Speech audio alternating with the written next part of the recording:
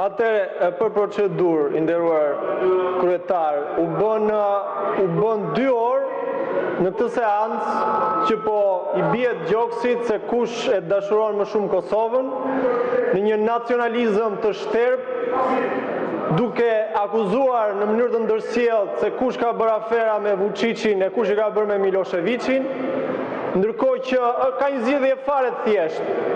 Njëra palë të pranoj mocionin për gjenocidin në Kosovë dhe gjithë së bashku të shkojmë në tubimin për krerët e UÇK-s.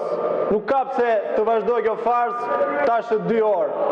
Sa i përket pastaj patriotizmit dhe dashurisë për atë dheun, e keni dëshmuar të 2 palët, kur ka qenë ajo radha dhe rasti për të keqeverisur shqiptarët, për t'ju vjedhur fondet, e treguat edhe sot, madje. Okej, faleminderit zoti Vučić, është diskutim politik, jo diskutim procedurial.